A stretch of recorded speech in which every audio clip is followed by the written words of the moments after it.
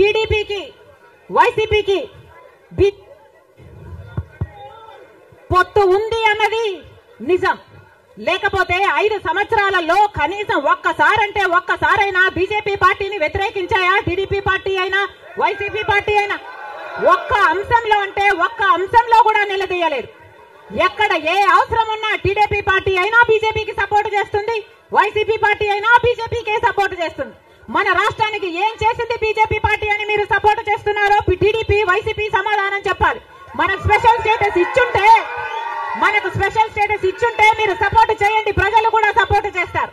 మనకు పోలవరం జాతీయ ప్రాజెక్టు చేసి 90% నిధులు ఇస్తామన్న మాట నిలబెట్టుకుని ఉంటే మీరు బీజేపీ పార్టీకి సపోర్ట్ చేయండి, ప్రజలు కూడా హర్షిస్తారు.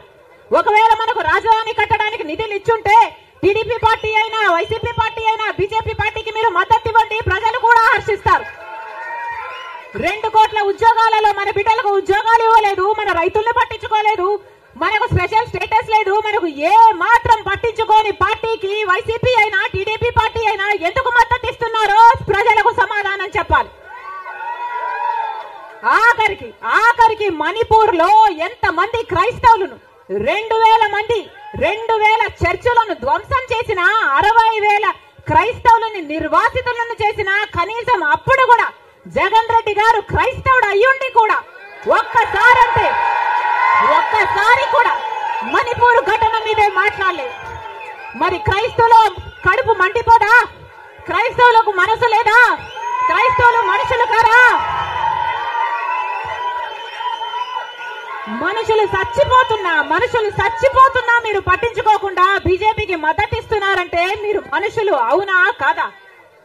టీడీపీ పార్టీ జగన్ రెడ్డి గారు చంద్రబాబు గారు సమాధానం చెప్పాలి, ప్రజలకు సమాధానం చెప్పాలి. మళ్ళీ చెప్తున్నాం, ఆంధ్ర రాష్ట్రంలో ప్రజల అందరినీ హెచ్చరిస్తున్నాం. బీజేపీ పార్టీకి టీడీపీ పార్టీకి వైసీపీ పార్టీకి పొత్తులు ఉన్నాయి. అవి మన కంటికి కనిపించినా కనిపించకపోయినా పొత్తులు ఉన్నాయి.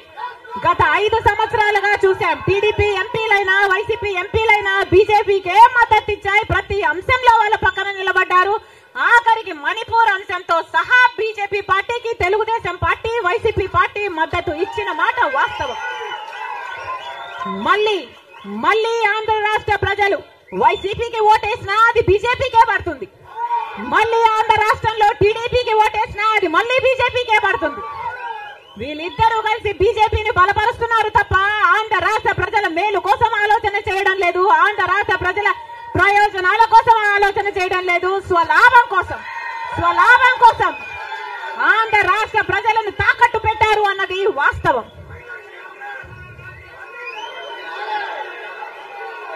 మళ్ళీ చెప్తున్నాం, రాజశేఖర్ రెడ్డి గారు బీజేపీ పార్టీకి వ్యతిరేకి. రాజశేఖర్ రెడ్డి గారు తత్వ పార్టీ కాబట్టి ఒక మతాన్ని రెచ్చగొడతారు, ఇంకో మతాన్ని అవమానిస్తారు. ఇదే బీజేపీ పార్టీకి తెలిసిన రాజకీయం. మతం పేరుతో చిచ్చు పెట్టాలి, ఆ మంటలో వీళ్ళు చలి కాచుకోవాలి. ఇదే బీజేపీకి తెలిసిన మంత్రం. అందుకే రాజశేఖర్ రెడ్డి గారు బీజేపీని ఎప్పుడు వ్యతిరేకించారు. రాజశేఖర్ రెడ్డి గారు ఆశయాలు ఒక్క కాంగ్రెస్ పార్టీలోనే నెరవేరాయి తప్ప ఇక ఏ ఇతర పార్టీలోనూ కాదు. రాజశేఖర్ రెడ్డి గారి మూలాలు కాంగ్రెస్ పార్టీయే, రాజశేఖర్ రెడ్డి గారి ఊపిరి కూడా కాంగ్రెస్ పార్టీయే. మళ్ళీ చెప్తున్నాం, రాజశేఖర్ రెడ్డి గారిని ప్రేమించే నాయకులైనా రాజశేఖర్ రెడ్డి గారిని ప్రేమించే ప్రజలైనా రాజశేఖర్ రెడ్డి గారి ఆశయాల కోసం నిలబడదాం, బీజేపీ పార్టీ కోసం కాదు, బీజేపీ పార్టీకి తొత్తుల్లాగా పనిచేసే పార్టీల కోసం కాదు. మళ్ళీ చెప్తున్నాం, రాజశేఖర్ రెడ్డి గారిని అభిమానించే నాయకులైనా ప్రజలైనా రండి, రాజశేఖర్ రెడ్డి బిడ్డతో చేతులు కలపండి. ఆంధ్ర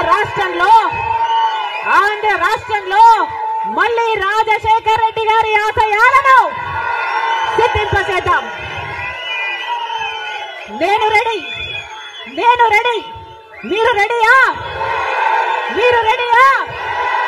మీరు రెడీయా?